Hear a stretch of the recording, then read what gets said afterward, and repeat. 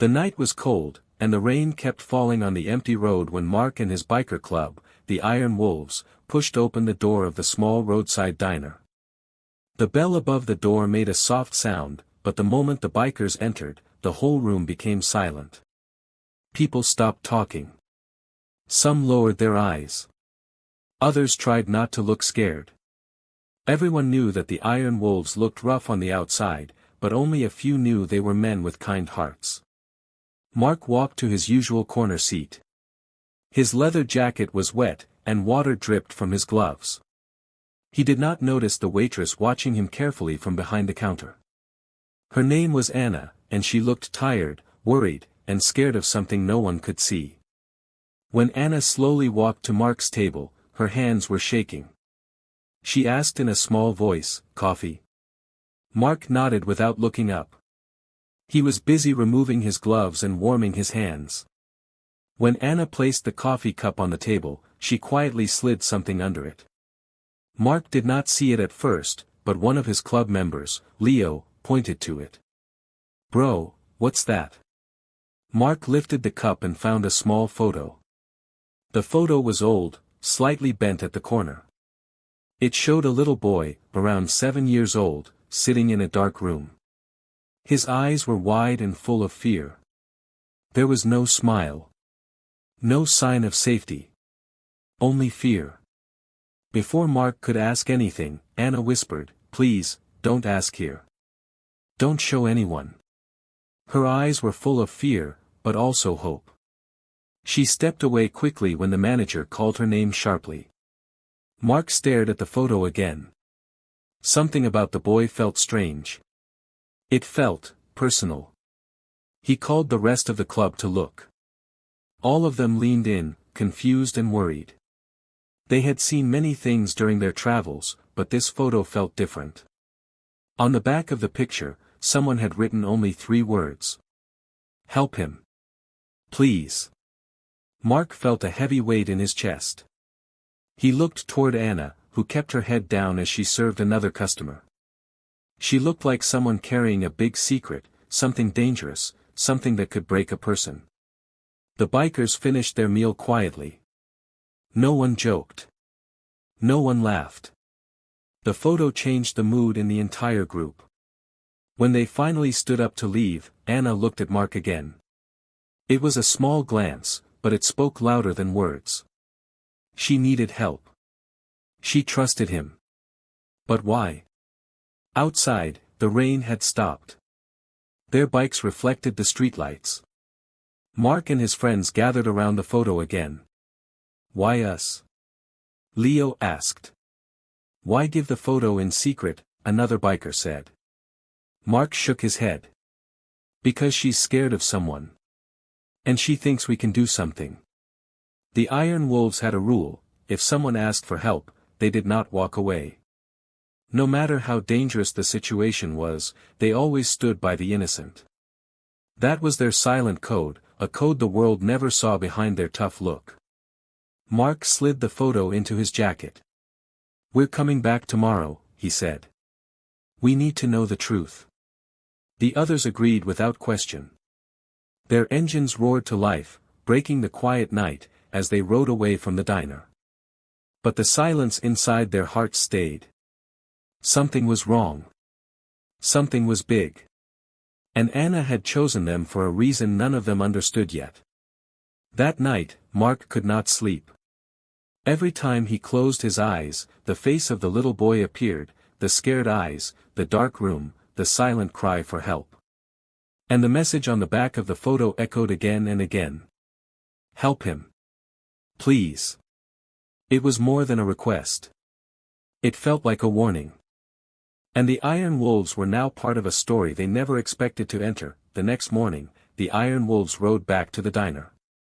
The sun was bright, but the air still felt heavy, as if the world already knew something dark was waiting inside.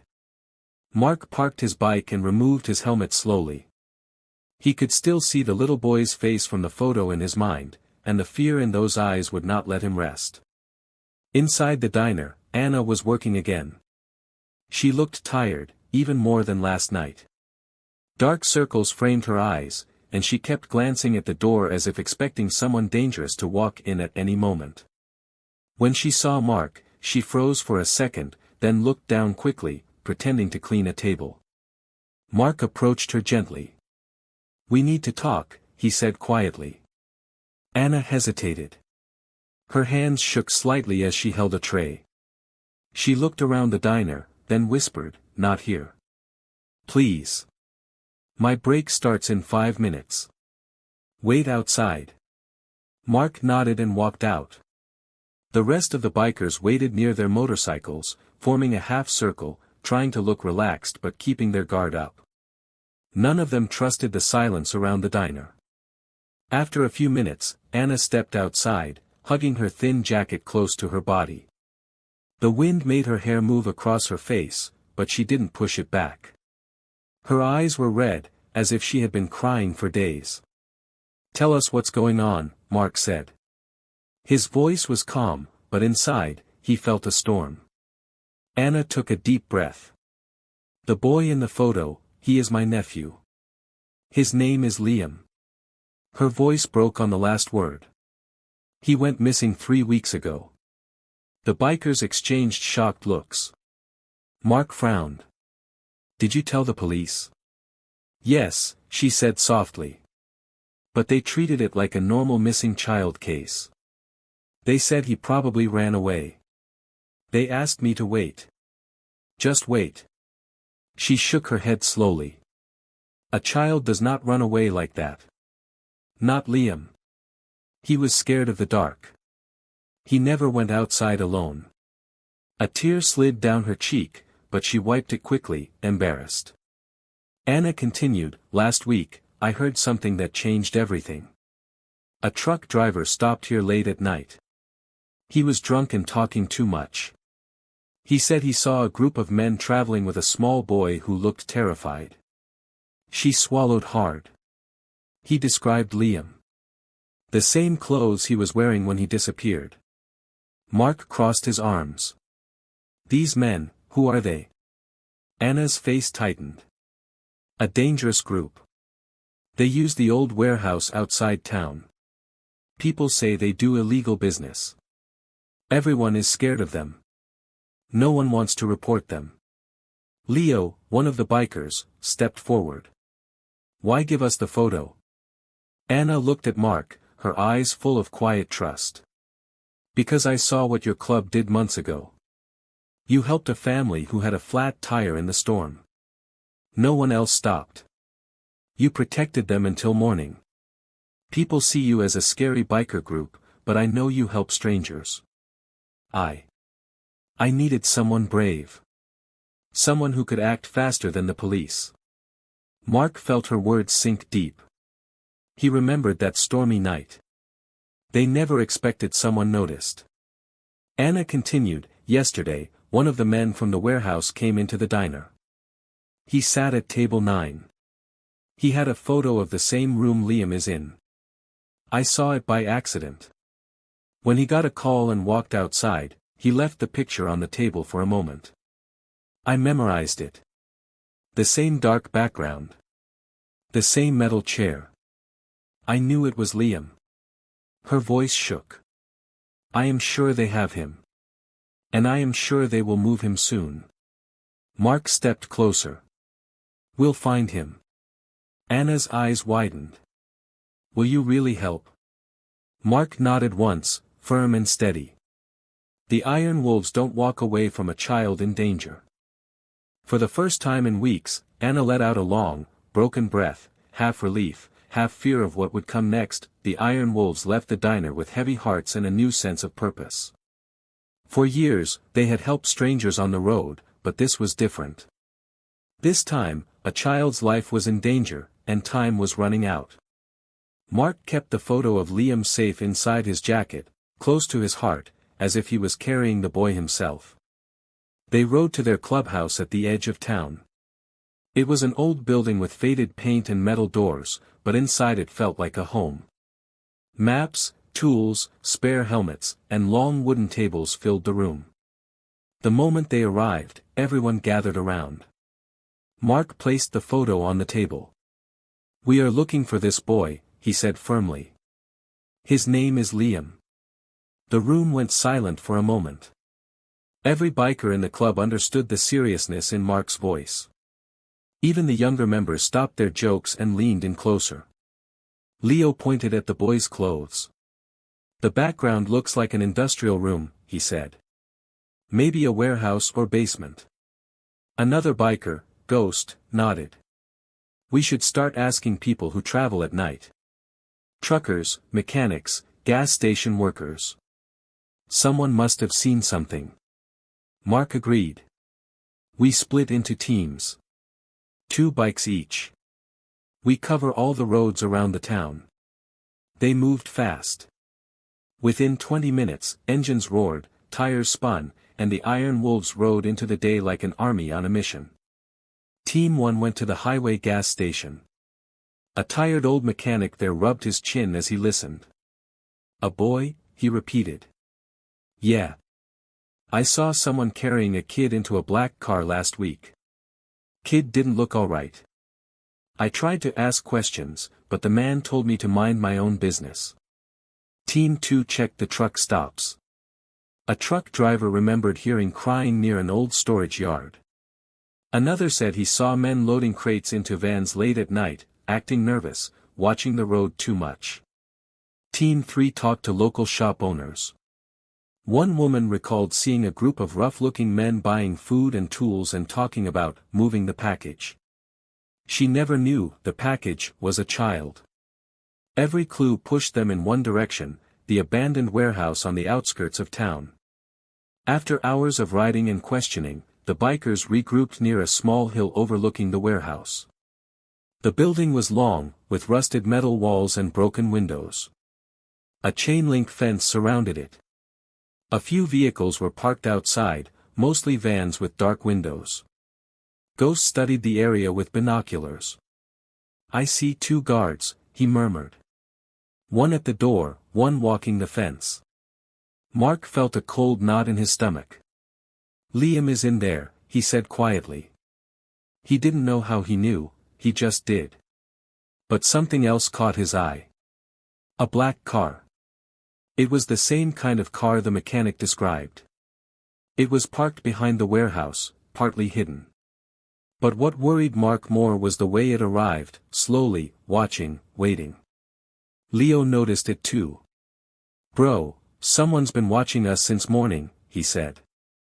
I saw that same car near the gas station. Mark clenched his jaw. This meant the gang already knew they were being hunted. We have to be careful, he said. If they know we're coming, they might move the boy tonight. The wind grew stronger, blowing dust across the empty yard. The sound of metal creaking echoed like a warning. The bikers remained hidden behind the hill, studying every detail. They could feel danger thick in the air. Ghost spoke again. We need a plan. We need to know what's inside before we make a move. Mark nodded. Tonight, we watch. Tomorrow, we act. But even as he said the words, he felt uneasy. Something told him that whatever was happening inside that warehouse was worse than they imagined. And Liam. Liam might not have much time left. Night fell quietly over the town, but for the Iron Wolves, the darkness felt alive. It whispered danger from every corner. Mark and his club hid their bikes behind a dense group of trees near the warehouse. They waited, watched, and listened. The cold wind carried strange sounds, boots on gravel, metal doors closing, and sometimes a muffled cry that made Mark's heart twist. Leo crawled closer to Mark. I heard it again, he whispered. A small voice. It came from the east side of the warehouse. Mark's jaw tensed. He didn't need proof. He already knew someone helpless was inside. Ghost returned after circling the perimeter. 2 guards outside, he said. But there must be more inside. And, he paused. That black car left 5 minutes ago. Someone important must have been here. Mark's eyes narrowed. If they left, maybe they think the boy is safe here. Maybe tonight is our only chance. The club gathered in a small circle. Their leather jackets blended into the shadows. Their faces were serious, their hearts steady. They weren't police, they weren't soldiers, but they were men who didn't run away from a child in danger. Mark whispered the plan.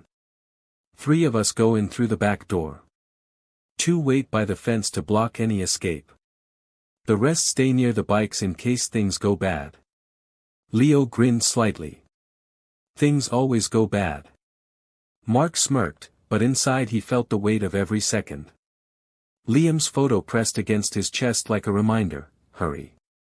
They moved like shadows across the yard. The moonlight slipped behind the clouds, giving them perfect cover. Mark led Leo and Ghost to the back door.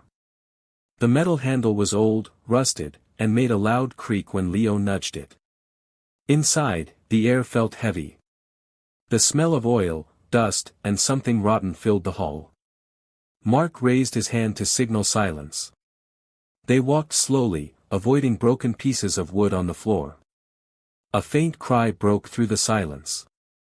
Mark froze. His heart hammered. "This way," he whispered. The sound grew clearer as they approached a long hallway. A dim light flickered above, making the shadows move like frightened animals. The cry came again, weak, shaking, scared. Leo whispered, "That's him." They reached a locked door. From inside, they heard movement, a child shifting, maybe trying to stand, maybe trying to call for help. Ghost stepped back. "I can break it."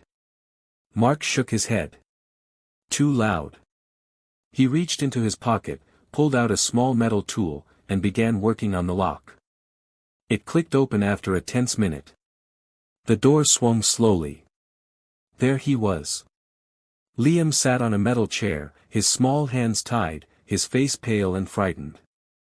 The moment he saw Mark, his eyes widened, not in fear, but in hope. Mark crouched down. "Hey, buddy, we're here to help." But just as he began untying the ropes, a loud alarm rang through the warehouse. Beep. Beep. Beep. Ghost cursed. "We tripped something." Footsteps thundered toward them. Mark ripped the last rope open. "Leo, take him." "Ghost, with me." The hallway exploded with noise as gang members rushed in, shouting orders. Mark and Ghost fought hard, blocking the narrow passage. Fists, metal pipes, boots, everything swung wildly. But the Iron Wolves fought with more than strength. They fought with purpose. Leo shielded Liam, carrying him down the hall as shots echoed behind them. Liam clung to Leo's jacket, trembling. Outside, the 2 bikers at the fence tackled a guard who tried to escape. Engines roared as the rest of the club sped closer to the warehouse, ready to defend their brothers. Mark landed a heavy punch, knocking down the last gang member. His breath was ragged, his body sore, but he didn't care. "Go," he shouted. They ran out just as more men stormed the hall. The Iron Wolves gathered around Liam, protecting him like a wall of steel. Their bikes roared, shaking the ground, as they escaped into the night. They had the boy, but the danger was far from over. Liam sat between Mark and Leo on the long wooden bench inside the Iron Wolves clubhouse. His small hands clutched a cup of warm cocoa, and his eyes kept drifting around the room, studying every noise, every shadow. He was safe now, but fear still lived inside him like a quiet echo. Mark knelt down to Liam's level. "You're safe here," he said softly. "No one will hurt you again." Liam didn't speak, but he nodded slowly, trusting the voice that had rescued him from the darkness. The rest of the bikers gathered around, their faces serious yet gentle. These men who looked dangerous to the world were now moving carefully, speaking softly, trying not to scare the boy. It was strange how a child could bring out a different side of men who wore black leather and rode roaring machines. Outside, the night was still heavy, but inside the clubhouse, warmth began to push back the fear. Moments later, Anna arrived. She rushed through the door so fast she almost fell.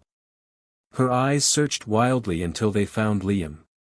She gasped, covering her mouth as tears overflowed instantly. "Liam," she cried. The boy dropped the cup and ran into her arms. Anna held him like she would never let go again. Her body shook with sobs, and Liam's small arms wrapped tightly around her neck. For a long moment, the room was silent except for the sound of a mother's heart breaking open with relief. Mark looked away, giving them privacy, but Leo nudged him. "You okay, brother?" Mark nodded, though something inside him felt strange, something he didn't understand yet. When Anna finally pulled back, she brushed Liam's hair gently. "Are you hurt?" "Did they?" Liam shook his head quickly. "They locked me in a room, but I waited. I knew you would come." Anna hugged him again, then turned to the bikers. "Thank you," she whispered. "Thank you for saving him." "It's not over yet," Ghost said quietly. "The men who took him will come looking. They won't let this go." Anna's face paled. "Why? Why would they even take a child?" The room grew heavy with silence. Mark spoke first. "We found documents in the warehouse office before we left. They weren't just a gang. They were selling things, and people." His voice hardened. "Liam was taken for money." Anna covered her mouth again, horrified. Liam looked down at his shoes, hugging his own arms. But the truth wasn't finished. Ghost cleared his throat. "There's something else, Anna. Something you should know." He looked at Mark, giving him the silent signal to explain. Mark sat down slowly, feeling the weight of what he was about to say. He pulled out the photo, the same photo Anna had given him, and placed it on the table. "You gave this to me," he said. "But last night, something happened at the warehouse." Anna looked confused but listened carefully. "One of the men recognized me," Mark continued. "He stopped fighting. He stared at me like he'd seen a ghost. He said." Mark paused, swallowing.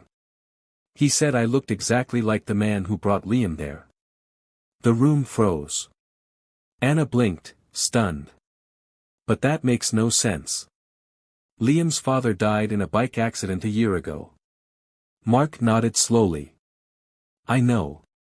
But the man last night said the one who delivered Liam was alive."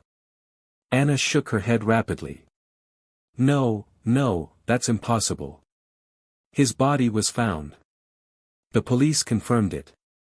Mark sighed. "Maybe someone wanted you to believe he died. Maybe he faked everything." Anna stared at the floor, trembling. Liam held onto her hand tightly. Leo broke the silence. "That man saw Mark and thought he was Liam's father. That means—" Mark finished the sentence quietly. "That means Liam's father might be working with the gang." Anna covered her face and cried silently. The truth was too sharp, too unbelievable.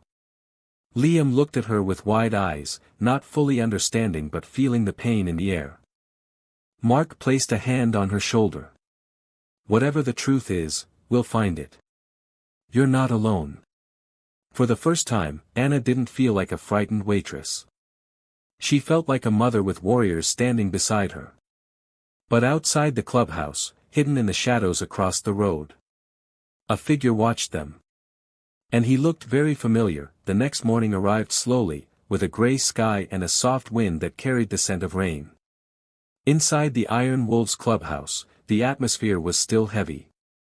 Mark hadn't slept. Neither had Anna. Liam slept on a couch wrapped in a warm blanket, finally safe but still fragile. Mark stood near the window, staring outside. He kept thinking about the man in the shadows, the one Ghost said he saw watching the clubhouse earlier that night. A man who looked familiar. A man who could possibly be Liam's father. It didn't make sense. But too many things in this story didn't make sense anymore. Leo walked in quietly. "You look like you didn't sleep at all." Mark shook his head. "How could I? If Liam's father is alive, if he helped those men, why? Leo sighed. Maybe we'll get answers today. An hour later, the police arrived. They had found the warehouse destroyed and many gang members tied up. The Iron Wolves had left them alive but defeated. Now, the police wanted details. Mark explained everything calmly, leaving out nothing. Anna stood beside him, her hand trembling as she gave her statement. The officer looked at Mark seriously. We'll search for Liam's father. If he is alive, we'll find him. Anna looked down, unable to speak. After the police left, Mark turned to the club. We have one more job, he said. We protect Anna and Liam. Every biker nodded without hesitation. Later that afternoon, Mark took Liam outside for fresh air. The boy held on to Mark's hand tightly. Even though they had known each other for only a short time, Liam trusted him deeply. Mark, Liam said softly, why did those men hurt me? Mark knelt down beside him. Because bad people sometimes want things they shouldn't have. But you're safe now. Liam studied his face. You look like my dad. But nicer. Mark's chest tightened. He didn't know what to say. He only ruffled Liam's hair gently. A sudden noise came from the road, the crunch of tires on gravel. Mark stood up fast. A man stepped out of a gray car. He wore a long black coat, his hair messy, his eyes sharp and hollow. When he saw Liam, he froze. Anna gasped behind Mark. No, it can't be. The man stepped closer slowly, almost shaking. Anna. Liam. Mark stepped between them instantly. Don't come any closer. The man lifted his hands. Please. Let me explain. I didn't want this. I never wanted any of this. Anna stared at him with tears in her eyes. You're alive. You let me believe you died. Why? The man's voice cracked. Because I made a terrible mistake. I borrowed money from the gang. Too much. When I couldn't pay it back, they threatened to hurt you both. He looked at Liam, his voice trembling. I agreed to fake my death so they would leave you alone. But instead, they took Liam. They forced me to deliver him. If I refused, they said they would kill him. Anna shook her head in disbelief.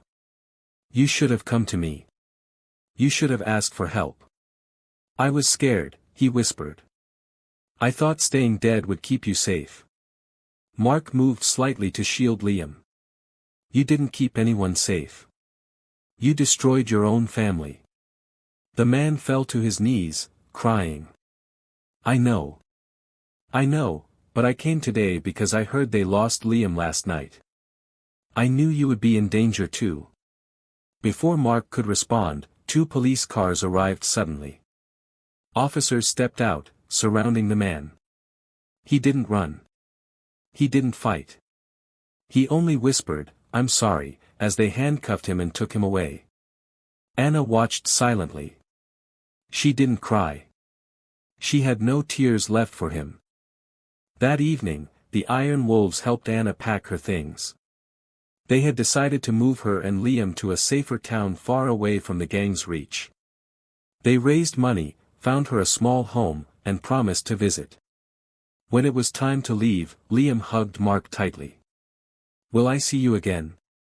Mark smiled softly. We'll always be watching out for you, little man. Anna stepped forward, her eyes warm with gratitude. You saved us, she said. I will never forget what your club did. Mark watched as they drove away, disappearing into the sunset. The Iron Wolves stood together, engines rumbling softly. They looked dangerous, Leo said with a grin. Mark smirked. Until someone needs them. And with that, the Iron Wolves rode into the fading light, not heroes wearing capes, but guardians wearing leather, protecting the broken pieces of the world one lost soul at a time.